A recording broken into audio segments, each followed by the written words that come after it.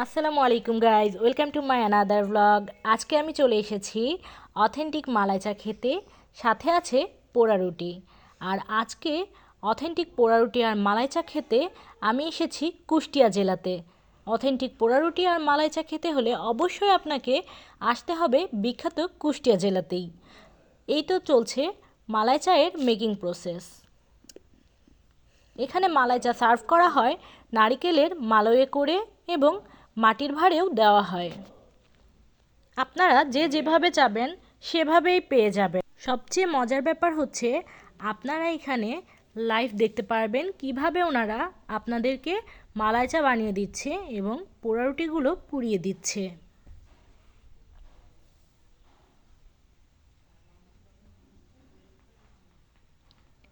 এই তো এদিকে এক পাতিলে মালাই রাখা হয়েছে। মালাই দেখতে খুবই সুন্দর লাগছে। এই তো রেডি হয়ে গেছে আমাদের মালাই চা। ডেকোরেশনটা খুবই চমৎকার হয়েছে। নারিকেলের মালয়ে করে মালাই চা সার্ভ করা এটা ইউনিক একটা জিনিস, যেটা দেখতেই খুবই ভালো লাগে।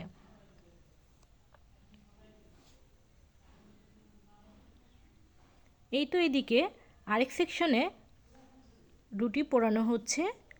আপনারা রুটি পোড়ানোর প্রসেসিংটাও দেখে নিতে পারবেন।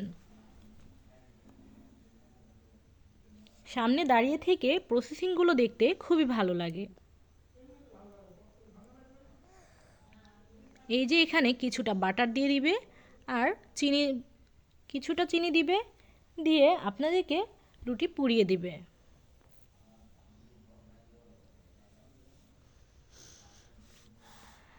পোড়া রুটিগুলোর উপরের ক্রিস্পিনেস এবং ভেতরের সফটনেসটা খুবই সুন্দর, খেতেও খুবই মজা লেগেছিল।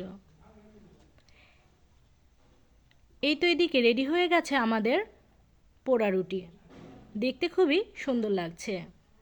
প্রতিটা বাইটে অথেন্টিক ফিল পাওয়া যাচ্ছে।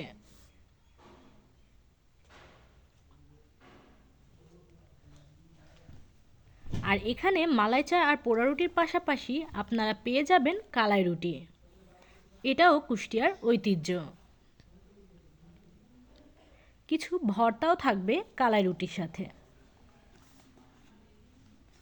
এখানে থাকছে শুকনা মরিচের ভর্তা, এখানে থাকছে কাঁচা মরিচের ভর্তা, আরও থাকছে ধনিয়া পাতা ভর্তা, সাথে রয়েছে বেগুন ভর্তা।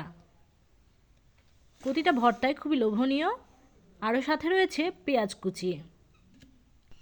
এখানে আমাদের খাবারের বিলটা আপনাদের সুবিধার্থে জানার জন্য দিয়ে দিলাম। এখানের পরিবেশটা খুবই সুন্দর, পিসফুল। এখানকার মনোরম দৃশ্য আপনাকে গ্রামের একটা অথেন্টিক ফিল দিবে। জায়গাটা অনেক বড়সড়, বিশাল একটা এরিয়াতে দোকানটা দেওয়া হয়েছে। রিসেন্টলি দোকানটা করা হয়েছে, মানুষও অনেক বেশি। আমি যেখানে এসেছি জায়গাটার লোকেশনটা বলে দিচ্ছি। এটার এক্স্যাক্ট লোকেশন কুষ্টিয়া জেলার দৌলতপুর থানার তারাগনিয়া বাজার সংলগ্ন ডাকবাংলোর পেছনে শেষ কাপ চা ঘর রাজু মামার দোকান। আপনারা যারা দৌলতপুর থানার ভিতরে আছেন তারা একবার হলেও এখানে ভিজিট করে যাবেন।